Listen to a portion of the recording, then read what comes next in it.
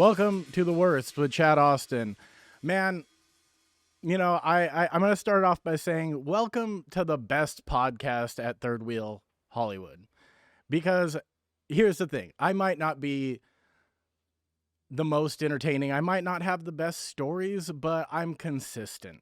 You're always going to find something dumb, and you're going to find me here every week for what's going to be in 2 weeks a full year. Yeah, that's right. In 2 weeks, we're going to be doing the 1 year anniversary of The Worst podcast, and I'm really excited.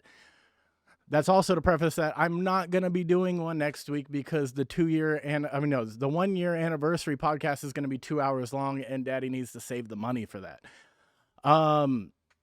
But I say I'm the best here because, as far as I know, many have come, but they keep falling. No one sticks to their shit, and I'm one of the few originals that remain. Dude, I am the fucking Highlander of Third Wheel. I mean, there can be only one, and that is me. And the thing is, too, is this past week, I tried twice to book a podcast, and I went on the website to see, because I check and see what times are available, and then I text my good buddy Mike and be like, hey, I need this time because Daddy pays cash, and all the times were booked for the days that I needed. And you know what that told me? That told me it's a new year, and there's a bunch of new motherfuckers that are going to be trying to make podcasts, and they're not going to stick around. So the first month or so, it's going to be difficult for me to get a time again. It's going to be difficult for a month until all of you realize that you don't get hits immediately, and you have to work at it. And then you give up because you're tired of paying money and you're not getting anything back, and blah, blah, blah bullshit. Or maybe you just ran out of things to say after the first month. Man, we're going strong. We're going strong. It's been a year, and I always find dumb shit to talk about. I find the dumbest shit. Dude, you should see my notes today. And by the way, my notes are always one word. I swear to God, I never write out full notes. Every little thing, it's just one word to cue up what I have in my memory about it, because I don't do research. We don't go that far into things. I don't deep dive. We actually discover these things together. As I find a story, I just save it. And then I say, hey, I'm going to talk about this with the people that enjoy listening to the show, and we're going to figure these things out together. We're going to see how these things work. First thing, after, proclaiming myself the greatest podcast at the studio, the first thing is going to be actually, I was going to do one thing. I'm going to do another. You wouldn't even know, but I'm going to tell you anyways that I'm switching from one thing to another. I'm going to talk a little bit about when I had COVID, because last week when I was here, I had a guest, and I didn't want to get too far into it because I feel like it's mind-numbing for other people. But now I'm by myself, and it doesn't really fucking matter because got to kill time anyways, right? So it was the week of New Year's Eve, right? And the Tuesday prior to New Year's Eve, which was like the 26th or the 27th, maybe 27th. Anyways, I got sick at work, felt like shit, took a COVID test negative. And I was like, all right, I'm going to ride out this whole day, worked a 14-hour day, just feeling like shit. Went home, woke up the next morning, felt even worse, and I called out of work. And I called out of work the next day, and I did COVID tests each day, and each day were negative. And so on Friday morning, mind you, Friday night, New Year's Eve, is my boss's friend of mine. It's his wedding night. He's having his wedding on New Year's Eve at a fucking castle in the Hollywood Hills. It would have been dope to be at, but my ass couldn't go because I call him and say, hey, tested negative for COVID 3 days in a row. I'm still going to come into work. I'm going to make all the cocktails for your wedding, and then I'm going to dip out. So I went in there just because I was still sick. And mind you, this is the right way to wear a mask. It's when you're sick and you don't want to give it to anybody, you wear a mask. Pretty simple. So I wore a mask, put on gloves, made a bunch of cocktails, and I knew something was even more wrong with me at this time because, I'm picking up a case of booze, which weighs at the very most 10 pounds, and, I'm, pouring cold sweat. And I'm like, this doesn't happen. I do this every day. Why right now is my energy so low that this is exhausting me? So I make all the cocktails. like 400 drinks, and I put them all away, and I get everything ready for the wedding, and I put it all in one area, and I say to myself, there's COVID tests here, you should probably take another one. And I took one, and I kid you not, when I dropped the water or the solution onto the test, and it usually says 15 minutes, that shit turned up like with the control and the T and the test. Like, I mean, those lines were so dark so fast. I was like, all right, dude, I got to get the fuck out of here. So I went home, and I spent the next week basically just in bed because COVID really didn't get too much of me. It just took away all of my energy. I had no fucking energy, dude. I laid in bed during the day, and then because I don't have a spare bedroom, when my wife came home, when my wife was coming to bed, I would sleep on the floor. So, dude, I spent 5 fucking nights sleeping on the floor. Dude, sleeping on the floor is a young man's game. Everything hurt, dude. And it wasn't just like I have COVID and I'm sorry. It was like I have been sleeping on the fucking hard floor and everything feels like it's falling apart. So during that time, I watched a lot of movies, and I mentioned it a little bit in the last episode that for the first time in my life, I watched the entire Fast and the Furious series. 1 through 9, baby. 1 through 9. And let me tell, okay, so preface, I have seen 1 and 2 before. And I didn't hate them. I just don't know why. I don't know why I never stopped to watch the other ones. It's like, meh. It was something that I was just like, I could watch it, but there's other things that I want to watch, right? Or, I'm busy with my life, which means I'm working. Because I don't get to do anything else. So I started the adventure, right? And let me tell you what, bros. Fast and Furious fucking kicks ass. That shit is so much fun. And don't be a hater just because it's like, I mean, yes, of course. Like, how did a bunch of like street racers from East LA become, operatives for United States of America and fully weapons trained in hand-to-hand combat and all? I mean, they are taking down mercenaries and entire they're fighting it against like entire armies of people. But it's dope as shit because the car chase in a movie has been something that's been around for ages, right? There's always been a car chase in an action movie. It's a staple in an action movie. These motherfuckers have figured out how to make a car chase more intense every single time they've made a movie. And I just want to know what's next. And in fact, I have some ideas for you. All right, so Fast and the Furious 10. Wait, they're already making that one. Fast and the Furious 11. So here's what we're doing. We're going off of the world is all believing in conspiracy theories, right? And some of them are believed to be actually true, including Hollow Earth. Now, Dom and the family, because they're a family, they stress this a lot in every movie. It's all about family. So Dom and the family are in LA and, just tuning cars and whatever the fuck it is they do. He's always just standing underneath the hood and he never looks like he's really doing anything. Like, when they're not off fighting criminals and saving the world, but he's always just like, hand me the wrench. And it's like, the family. And he just, that's what he does. So they're tuning up their cars and shit, getting ready for the next big adventure. And he gets a phone call, and it's Hobbs. And Hobbs is like, and by the way, The Rock is back. And, he might have said that he wasn't coming back, but he decided to come back. So The Rock is back, right? And The Rock's like, we need you in China. And Toretto's like, I'll be there in 2 hours. And he's like, how are you going to pull that off? We don't have jets that fast. He's like, I'm driving.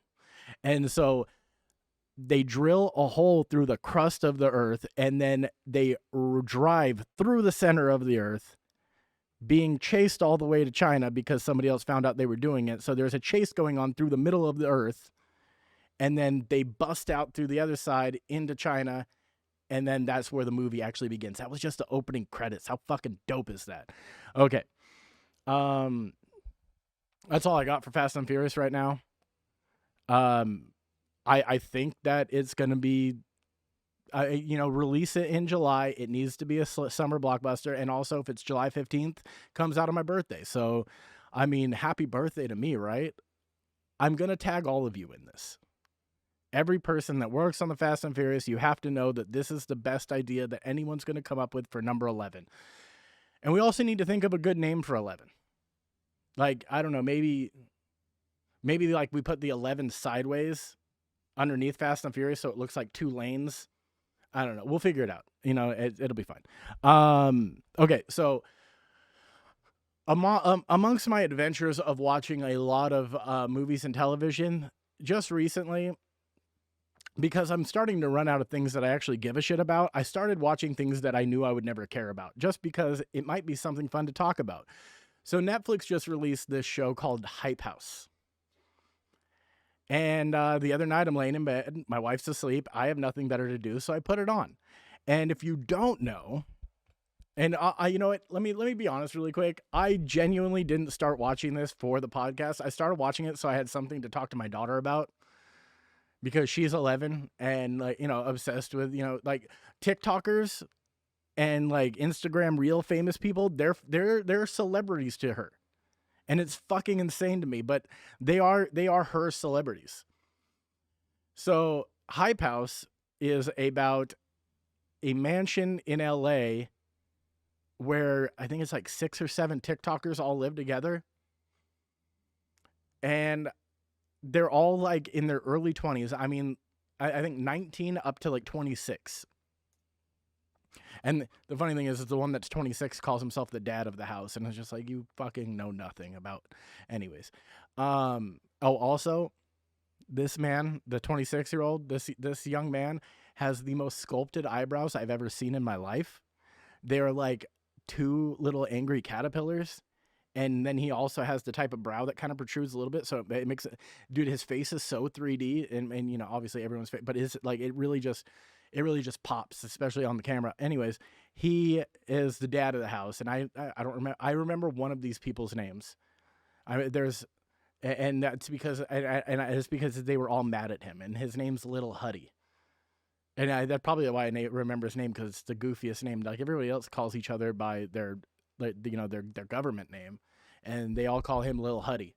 And beats me, I'm guessing his name's Hudson.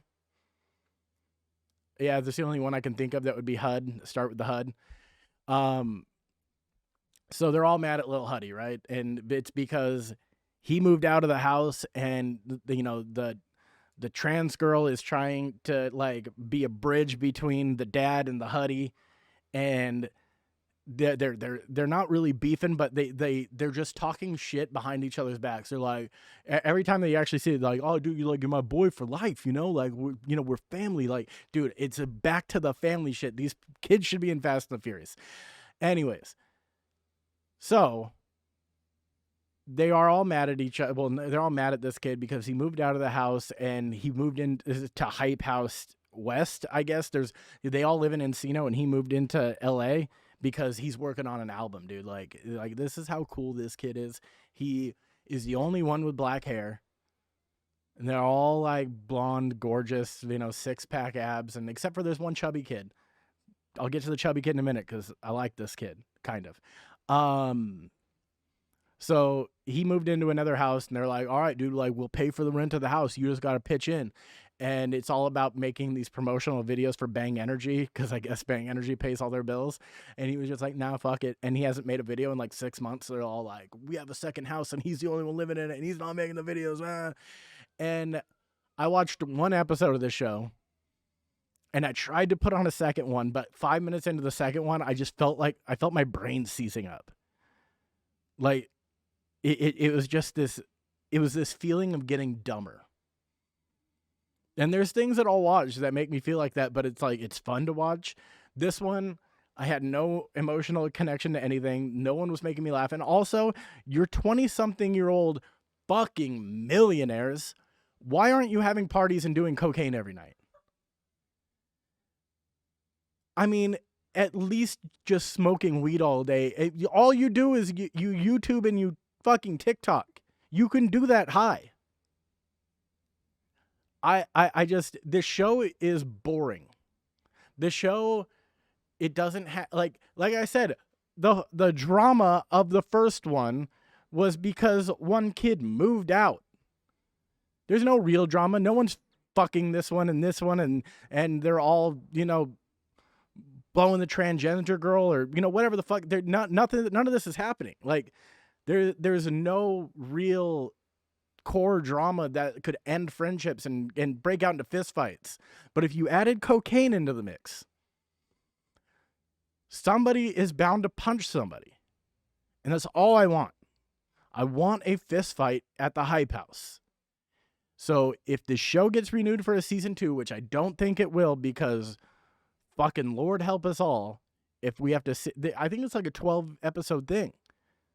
I got through 1 and 5 minutes of 2. It's a no-go for me, dude. Like, and I don't think it's just because I'm old. Because I'm fucking cool, dude. I'm hip, dude. Yeah, so, I mean, that's really all I got on Hype House. Okay. So, Drake. There is a story going around, and god damn it, I feel like it's true. It has to be true. It must be true. I'm saying it's true right now. And you know what? The first thing I'm going to do is I'm just going to read you the Instagram post that was created where it actually explains in detail what happened on this fateful night that Drake became even more of a legend than he already is. Allegedly, Drake and an IG model, they put allegedly twice in the first fucking sentence. I don't know who wrote this. I apologize. Met up on Instagram, and the two decided to link up a few weeks ago. The model and Drake had a romantic encounter, and what happened next, well, was crazy.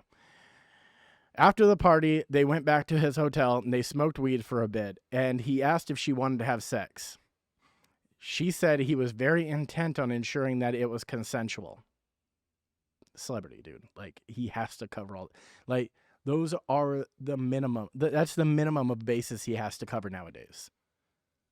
Like, I'm sure he... Honestly, like, I'm sure he has a video camera in, like, the foyer or what... where, like, just that entrance part of the room. And he probably stopped her right there to ask her if she wanted to fuck. And got it on video camera just in case. Like, they have to do this now. Everybody does. If you're a female celebrity... You have to, everybody, it's just the way of the world now. There's no just passionately grabbing somebody and making out with them and like you used to see in the movies where they're like tearing each other's clothes off going up the stairs and shit. No, you stop and you sit down and you have a conversation first.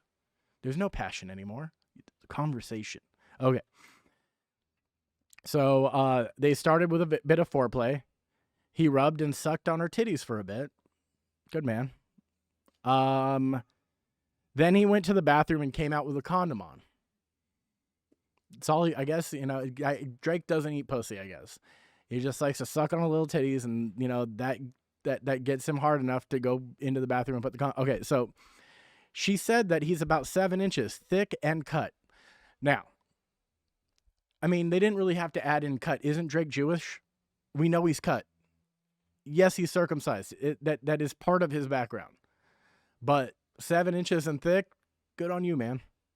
Props. I was kind of hoping it was bigger. A man's imagination will wander. But they fucked for about 20 minutes. He mostly hit it from the back. And eventually he came inside the condom. Who wrote this? Like, who is the inside man that knows all of these details? He mostly hit it from the back. What was the other position he hit it from? I want to know exactly how Drake fucks. Because I want to try it. I can't last 20 minutes. Never mind. Immediately after, he went back into the bathroom to dispose of it. She fished the condom out of the trash, untied it, put the opening end into her vagina, and boy, was she in for a surprise. She said it was like pouring hot lava, quote unquote, into her pussy. Guys. She screamed, and Drake ran into the bathroom. He admitted he poured a packet of hot sauce into the condom to kill the sperm. Now, is this proven that it works? Because I don't know if that actually is something that like medically works. Like I just feel like once once cum just kind of hits the open air, it's done, you know. But I could be wrong. But it does hot sauce in jizz kill is it like setting a baby on fire?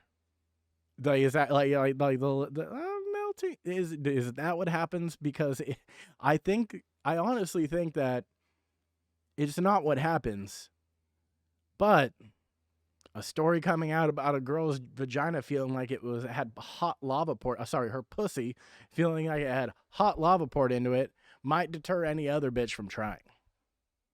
So either way, it's gonna work. So, anyways, the Instagram model is now trying to sue Drake, which is fucking hilarious. It's like, let me try to get pregnant with the baby you so carefully didn't want me to have. Oh, but wait. I didn't smell the Tapatio? And now I'm going to try to sue it, dude. Okay. Now here's the thing. He could have been a colored condom, so you can't really knock her for like not seeing like the color of the jizz, right? Like it's like my man's is wearing like a black or a red condom or something, and you know, sure, you don't see that jizz is no longer like clearish white. It's it's at least pink, right? Depending on how much hot sauce is in there. There was only one time that my cum was ever pink, and that was because there was blood in it. And I mean, luckily that was only one time, right? We talked about this before. I had a hat trick that day. I shit, pissed, and came blood all in the same day. It was super metal. But anyways, I mean, it's the best part about this story is Drake's response to this bitch. And I'm going to call her a bitch because, you know, not all women are bitches, but this one sounds like one. His response to this bitch was, you get your 15 minutes of fame. I'm going to take the other 23 hours and 45 minutes. It's like that, yeah. He knows that she's not going to get shit out of him. So he just comes with that really fucking gangster response like, you do you, girl. I'll be here being a celebrity for the rest of my life. Fuck yourself. So if you didn't know about this story, I just wanted to give you that whole I mean, you had to know all the details about Drake hitting it from the back and this lady pouring lava into her pussy. Speaking of pussies, Jeff Garlin, you know, comedian, and most recently famous for being on the Goldbergs, which, you know, I watch with my daughter, and is actually, like, for a sitcom, it's a really funny show. He recently got let go from the Goldbergs, and when I heard recently what it was for, I fucking died laughing, and I realized that no one has a sense of humor anymore. So basically, there were PAs that were upset with Jeff because anytime he got up out of a chair or like moved in a certain way, he would just yell, "Oh, my pussy!" Which is funny coming from like, you know, like a 50-plus-year-old man just yelling "my pussy" every time he had to move.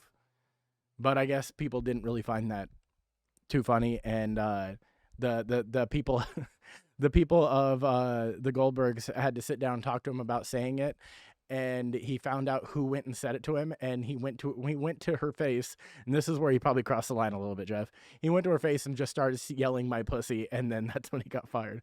Which is, I mean, he must have not wanted to be on the show anymore and decided, I'm just gonna go out like a fucking G and do whatever the fuck I want because I'm Jeff Garlin.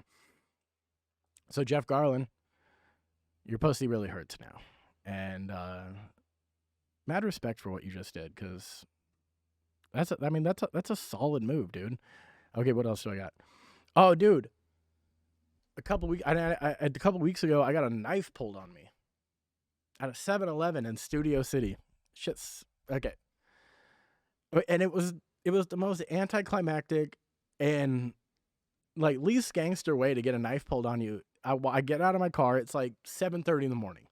I'm on my way to work. I'm stopping for like a bottle of water and like the pods for this fucking robot penis that I suck on. And I get out of the car and I'm walking to the front door, and this young black kid walks in front of me and goes, "Hey man, you got any cash?" And I was like, "No, man." He goes, "You got any?" He spare some money. I was like, "No, man, I don't have any cash on me." And then he unflips this blade, which is probably about like 2 inches long, like a little stubby blade. And he just looks at me and goes, "They offer cash back." And I was like, "You fucking kidding me? They offer cash back? That's your fucking line?" And I just told him, I was like, they might offer cash back. You might be right, but you think I'm going to fucking get it for you? No. Go fuck yourself. And then, of course, he didn't do anything because they offer cash back was his line. And you have to know, when somebody comes ready like that, it's not because they want to stab you. It's because they want money. They only want money. They're not trying to actually stab you. So tell that person to fuck off, except for if you're a young lady or a tiny man. Then, just give him money because he might stab you. I think I'm a little bit better off than you. Actually, it might be funnier to stab me. Yeah, it probably would be. I've been stabbed before. That's a story for another time. You see how I did that? I'm just going to leave you in suspense about the time I was stabbed when I was 21 and I used to sell cocaine. But that's all I'm giving you. Okay. So, stabbings.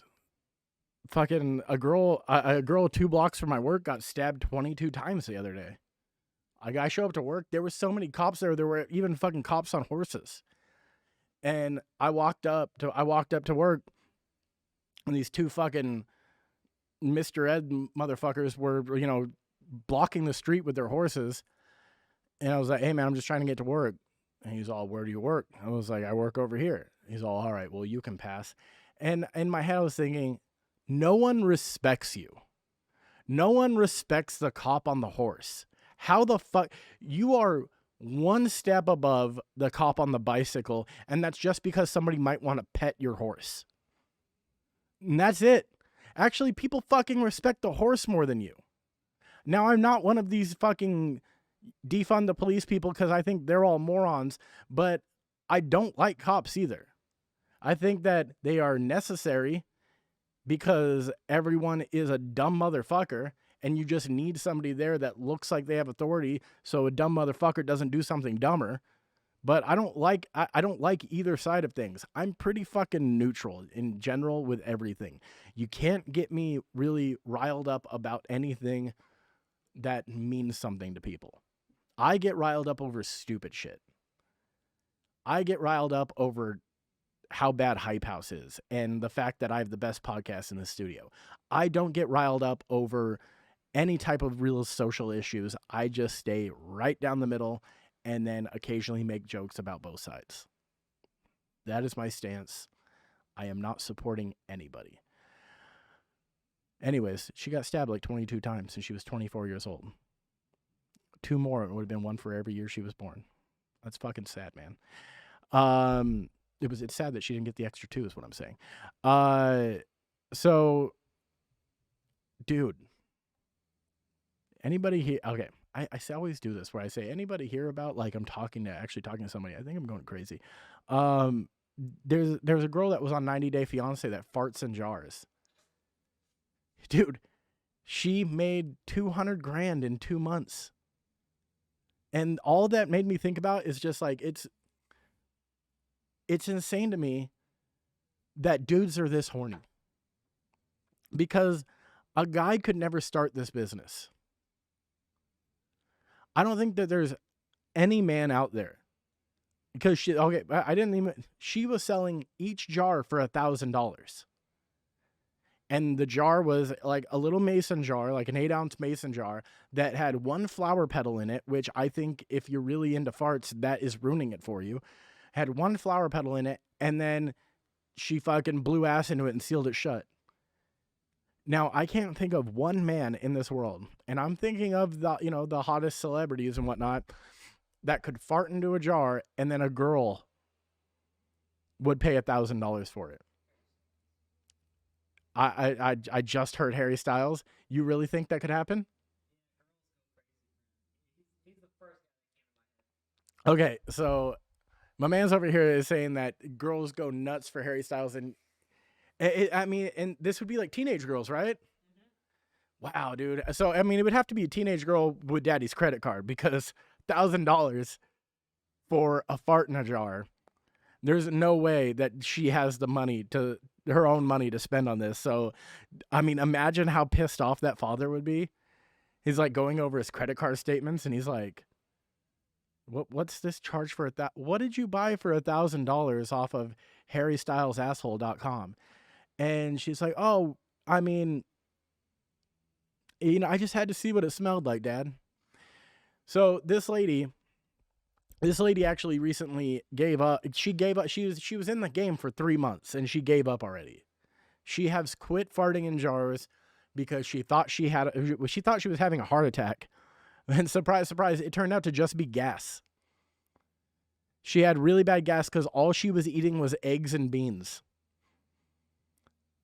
Dude, this woman's farts must have been so gnarly.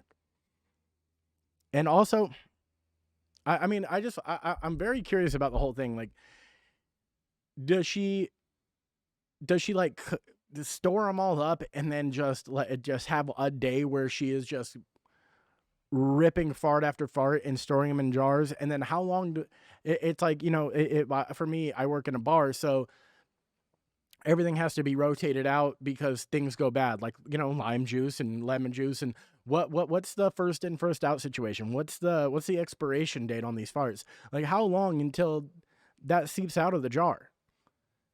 I mean, can you lock a fart in a jar forever? Like, does she have to sell these within a week for her customers to be happy? And honestly, after you spend the money and you open the jar and you smell the fart and you jerk off or whatever it is you do with it, how bad do you feel after that? Like, because dudes make wild ass decisions when they're like super fucking keyed up. When they're, I mean, when they are bricked up and ready to go and just horny as balls, they make the wildest. I have made some terrible decisions when I thought I was getting laid. So once you've done your deed and all of that starts to go away and you start thinking clearly again, how bad do you feel about spending $1,000 on a fart in a jar? I wonder if I mean, we have to keep track if any of these dudes end up like just fucking jumping off a bridge or something. Like, that was my life savings. It's just it's over for him, man. Like, I mean, obviously it's not over for him. If you have $1,000 to spend on a fart in a jar, you're probably doing well enough to not to miss that $1,000 too bad. But you could just be a crazy ass if fucking Kim Kardashian sold farts in jars, which would be hilarious, and I would really like to see that. If she sold farts in jars, I feel like there would be some broke motherfuckers out there that would spend their life savings on getting her fart in a jar.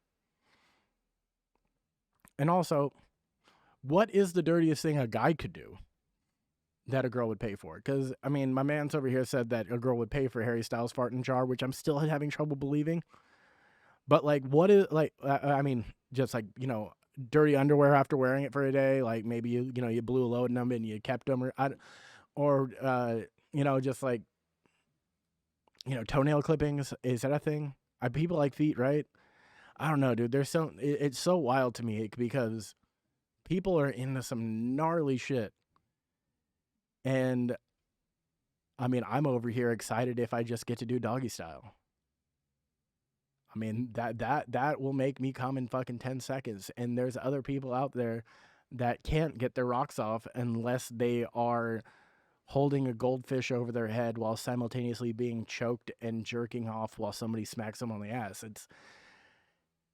It's life's mysteries, really. These are the things that keep me up at night. It's not social justice. It's not racism.